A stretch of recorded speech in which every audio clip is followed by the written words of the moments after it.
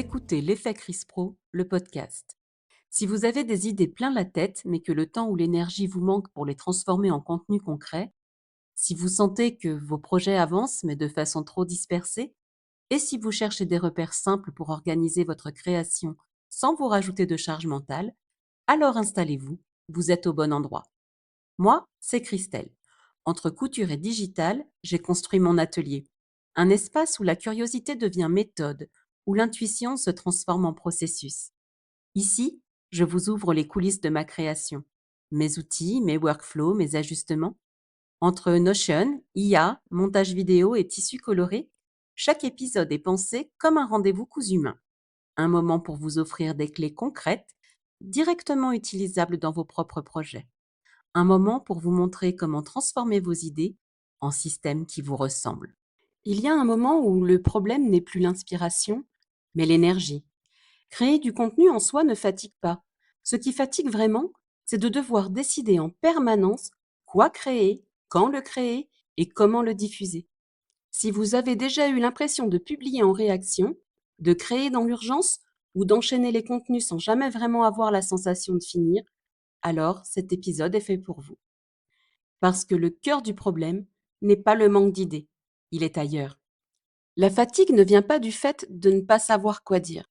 Elle vient du fait de tout penser en même temps. Les idées, les formats, les plateformes, les injonctions à être régulières, visibles, constantes. De mon côté, j'avais des idées, j'avais des outils, j'avais même une vraie envie de créer. Mais ce qu'il me manquait, c'était un rythme soutenable.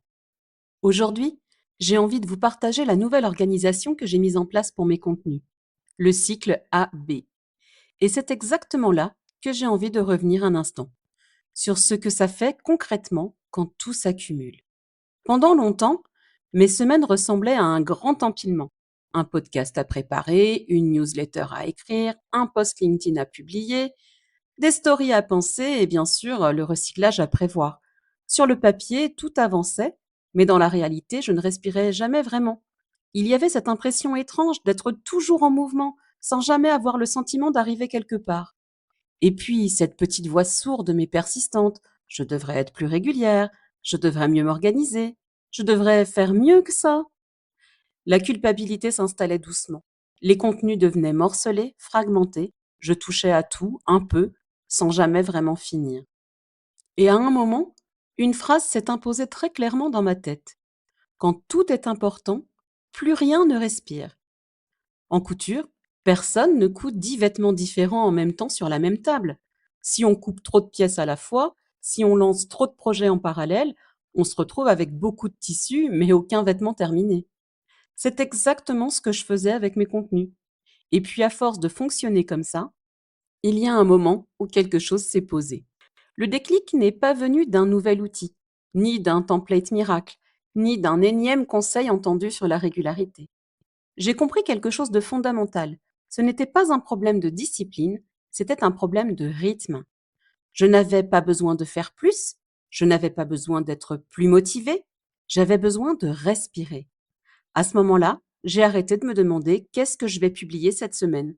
Et j'ai commencé à me demander comment est-ce que je veux me sentir en créant. Et une question toute simple est apparue.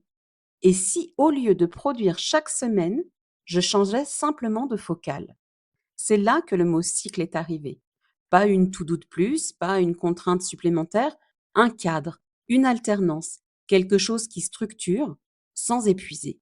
C'est à partir de là que j'ai commencé à réfléchir autrement ma création. Le cycle AB repose sur une idée très simple. La semaine A, c'est celle du contenu pilier. C'est une semaine où je me concentre sur un seul contenu central, un format long, une idée principale, un espace pour penser. Pour moi, ce contenu pilier, c'est le podcast. C'est l'endroit où je prends le temps de poser les choses, d'explorer une réflexion, de dérouler un fil jusqu'au bout. Le podcast devient la pièce maîtresse. Et très concrètement, ça change beaucoup de choses.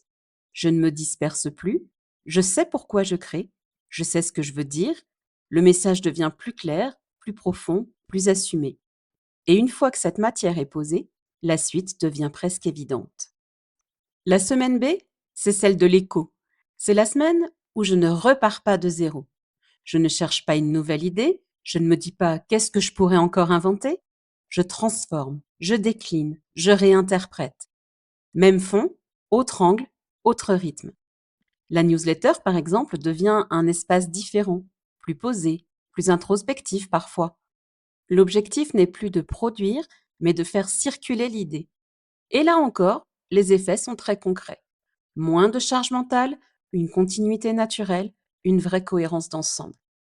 En couture, le cycle AB, c'est un patron. La coupe reste la même, mais on change le tissu. Même structure, deux textures différentes. Et c'est là que les choses ont vraiment commencé à changer pour moi. Pas en théorie, mais dans mon quotidien. Ce que ce cycle a changé pour moi, ce ne sont pas des chiffres, ce sont des sensations. Moins de fatigue décisionnelle, moins de pression liée à la publication, moins de dispersion mentale. Et surtout, cette sensation rare mais précieuse, finir. Quand on travaille en cycle, on ne court plus après les contenus, on les accompagne, on les laisse vivre. Créer devient plus fluide, plus clair, plus agréable. Je ne produis pas plus, je produis mieux. À ce stade, vous vous dites peut-être: est-ce que ça va vraiment m'aider à respirer ou juste m'ajouter une contrainte? Et c'est important de le préciser.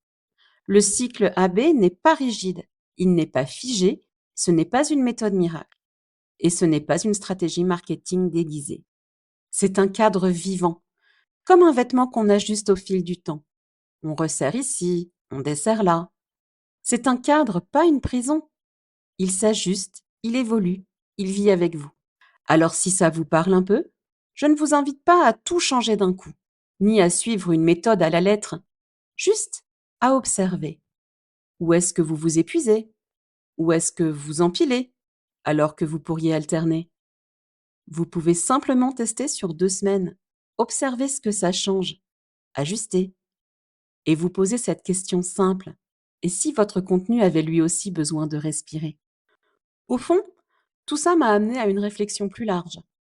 Créer sans s'épuiser, ce n'est pas créer moins, c'est créer mieux organisé. Une stratégie n'est utile que si elle respecte votre énergie. Le cycle AB n'est pas une stratégie de contenu, c'est une stratégie d'énergie. Simple, régulière, continuité douce. On ne recoupe pas un vêtement depuis zéro à chaque fois, on change le tissu, pas le patron. Si cette idée vous parle, dites-moi, vous êtes plutôt team surcharge ou team respiration? Cet épisode vous a peut-être aidé à y voir plus clair. Dans ce cas, n'hésitez pas à le partager autour de vous. Et si vous testez le cycle AB, je serais vraiment curieuse de savoir ce que ça change pour vous. Merci d'avoir partagé ce moment avec moi.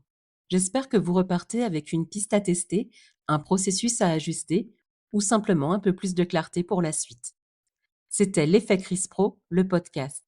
Si cet épisode vous a aidé à y voir plus clair, abonnez-vous ou partagez-le à quelqu'un qui manque de temps, mais pas d'idées. Vos retours et vos partages sont le fil rouge qui fait grandir ce podcast. On se retrouve très bientôt pour un nouvel épisode. Et souvenez-vous, chaque ajustement, même petit, améliore déjà votre système.